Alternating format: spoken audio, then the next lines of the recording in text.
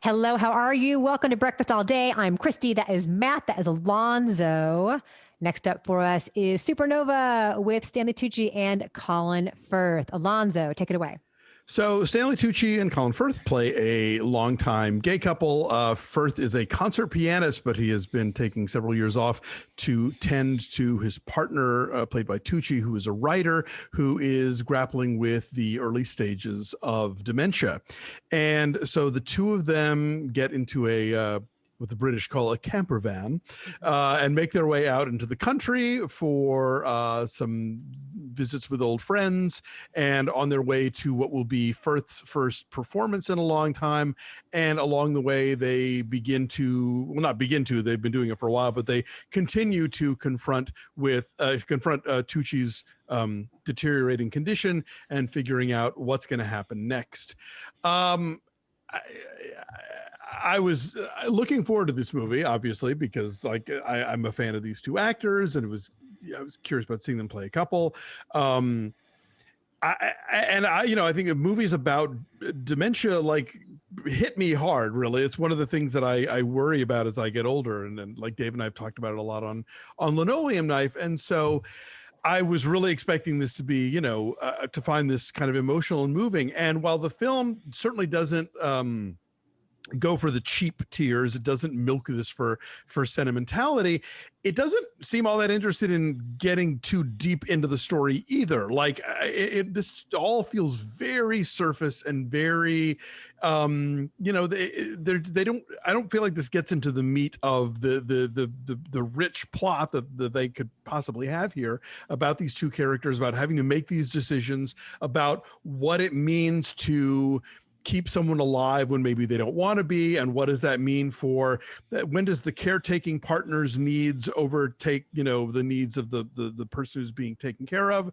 I don't know, I wanted more out of this movie, and I felt like it just kind of didn't go in deeply enough, so it was kind of a disappointment for me. I agree totally, because these actors are so lovely and so lovely together.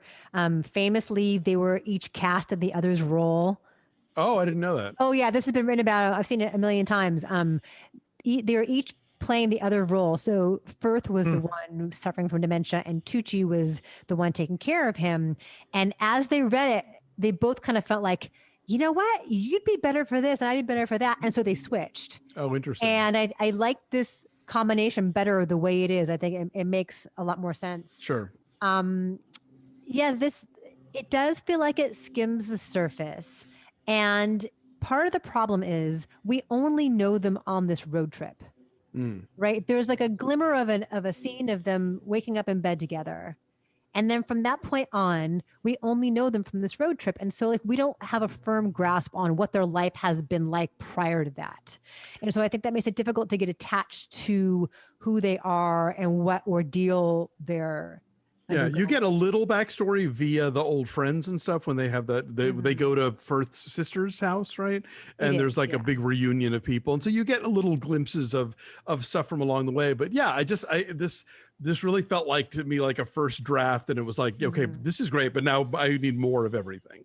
It's also kind of short. It's only like an hour and a half long. I could have spent some more time with these gentlemen. Sure. Matt, you liked it better than we did. I liked it a lot better than you guys. I totally bought what these guys were selling. I really, really felt like they nailed the chemistry and kind of the familiarity of people who'd been together for years and years and years. Yeah. I bought that right off the bat. And I think that, in a family like that, there's a shorthand. And I think that I actually like that you don't get a bunch of expository speeches that you always do this and you always do that. It's like they know each other, and we don't have to hear about it. We get to see how they know each other and experience that. And I thought that, there are some discussions about why certain decisions are being made late in the film as they get in their, kind of rental house. And I thought that was all grounded, and I thought that was all true to what the movie had been doing with these two all along. I was really moved by this. And I think a lot of it is that, there's a casualness to the two of them together that, you know, I mean, right off the bat, where Tucci's like, "Do you hear that sound? That's the sound of me ignoring you." Like, there's this, you know, they from time to time will a little bit push each other's buttons, but there's just this, like, you don't get the arguments that they've had millions of times before. Like, there's this struggle with acceptance I get from both of them, but I found this really moving, and I really thought that this was an example of where less is more, because I don't think in reality you're going to have the types of discussions that, you know, you would see other writers and directors and actors go for, like the swing for the fences moment. No, I mean, I agree with you. They do create an implication of having been together for a long time, and they do talk to each other the way that a couple that has been together for a long time would. And I don't think either Christy or I are asking for long expository speeches. I think that there's just a lot more emotionally to be uncovered by this film that it chooses to just leave on the table. I think of a film like Sarah Polley's Away From Her, for instance, which again, the conversations are elliptical. It's about a couple that's been together for a long time. But you know, that takes you to some really devastating places that this movie I felt like just kind of shied away from. And I'll tell you, as somebody who's been a gay film festival programmer for a long time, I feel like I've seen versions of this movie maybe without the sort of grade A casting going on, but this notion of like, you know, a movie about a gay couple, and that thankfully isn't about the gayness. Like, that's not the plot, and that's not a thing they have to deal with, but at the same time doesn't really open up the other elements of their lives that in a way that it might have. So I don't know. I mean, yes, I agree with you. The two of them do establish a rapport. You believe them as people who've been together for decades. But at the same time, I just thought the movie could have delved into those issues in keeping with that minimalist dialogue rapport that the two of them have. There are glimmers of it. There's a dinner party speech that is quite moving. Yes. So it has moments here and there where it like touches upon it, and I wanted more of that. You do get a lot of Colin Firth in cozy sweaters. The sweater game in this movie is tight. Yeah, so if that's your thing. Right. And Stanley Tucci as the dream uncle. Oh my God. And like sexy, like he has his shirt off because he's fucking buff. Like, yeah. I would too if I were Stanley Tucci. So one of the rare movies set in the UK where it is almost constantly raining, because like the great myth of the movies is that it never rains in the UK and it's constantly raining in Southern California, and neither of those things are true. Anyway, written and directed by Harry Macqueen, right? Yeah, it's Australian isn't it? Oh no, Macqueen. Sorry. Harry Macqueen. Actor turned filmmaker. This is the second feature. Yeah. Thank you. Jinx, buy me a Coke. Boom. So yeah, I mean, again, okay, Alonso, real quick, can you please touch on the mini concern of straight actors playing gay roles here?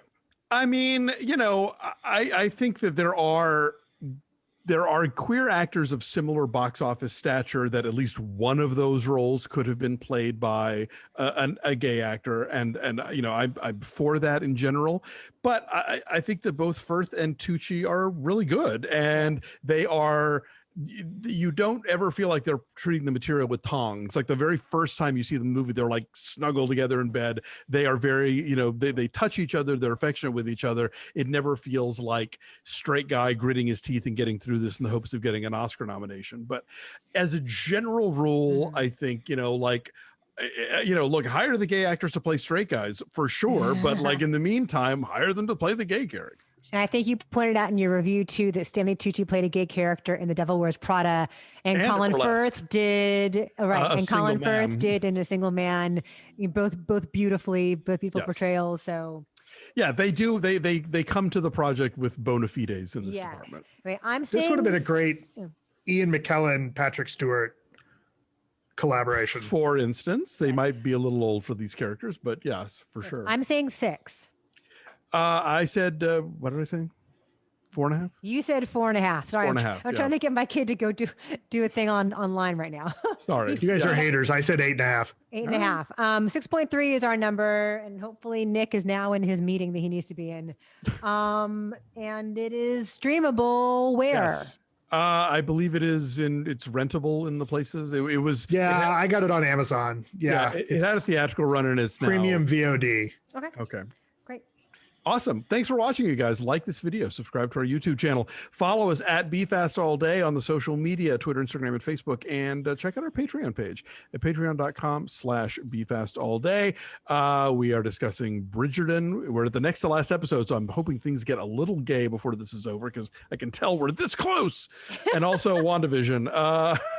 So anyway, thanks for watching. We'll see you guys next time. Bye. Bye.